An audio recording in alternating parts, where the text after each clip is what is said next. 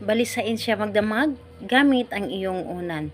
Hello mga guys, kumusta kayo? Panibagong araw, panibagong video na naman tayo, and sa araw na ito ay isa na naman video ang aking tuturo sa inyo na simpleng gabay o simpleng pamamaraan na makakatulong sa atin. At bago ang lahat, gusto ko lang mag-disclaimer sa mga taong hindi naniniwala at hindi gusto ang mga kagaya nitong video. Please skip this video and maghanap kayo ng videos na gustong gusto nyo, dahil ang video na ito ay para lamang ito sa mga taong naniniwala and gusto mag-try. Sa lahat po ng mga nagko-comment dito sa aking video dito sa loob ng aking channel, mag-iingat sa lahat ng mga nagre-reply sa inyo na dinadala kayo sa Kalangot sa Pinimo app upang makaiwas po tayo sa scam. Ngayon ituturo ko sa inyo paano nga ba balisain magdamag ang inyong partner, lalo na kapag kayo ay malayo sa isa't isa, yung tipong hindi kayo magkasama matulog sa gabi. So balisain mo siya para yung isip niya ay sa iyo lamang.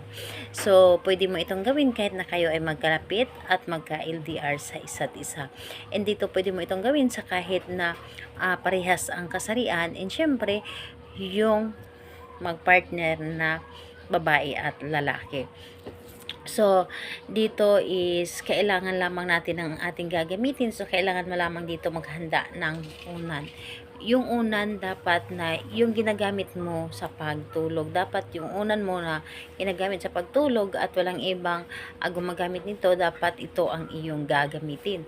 So, ito lamang ang dapat nating ihanda. So, sa mga nakatry na nito, sobrang napaka-epektibo nito, dahil madalas ko itong ginagawa kapag yung asawa ko ay wala dito or hindi siya makakatulog dito dahil may pinupuntahan. So, ayun, kailangan mo lamang dito ihanda yung sarili mo. Dapat ay buo, dapat ang iyong loob, tiwala at paniniwala sa paggawa nito.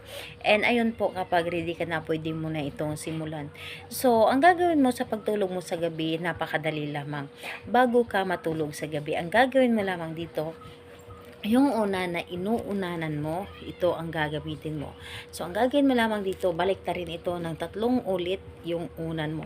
So, tulad nito, ito ang iyong unan, ay babaliktarin mo ito ng paganyan, pangalan, apelyido ng inyong partner, at sabihin po ninyo na mabalisa ka magdamag at ako lamang ang iyong iisipin.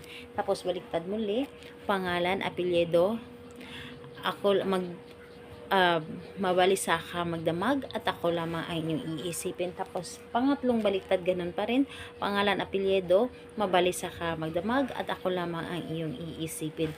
At pagkatapos ay ilagay mo ang unan kung saan ito nakapwisto kapag ikaw ay hihiga, at hampasin ito ng 3 beses. And ayun, isipin mo lamang siya, at pagkatapos nun, higaan mo yung unan mo at hayaan mo ng yung partner ninyo ay kahit na kalahating gabi ay tatawag sa inyo, dahil ito ay hindi makakatulog dahil ang laman ng kanyang isip kundi ikaw lamang. Napaka-epektibo nito at talaga namang yung partner mo ay hindi makakatulog. And the best mo itong gawin lalo na kapag ilang araw na kayong hindi nagkukuntakan or kayo ay nagkakatampuhan. Mas maganda mo itong gawin para sa kanya, para mawala yung inis niya sa inyo, mawala yung tampo niya sa inyo, at susuyuin kanya. Gawin ito sa kahit anong araw at oras.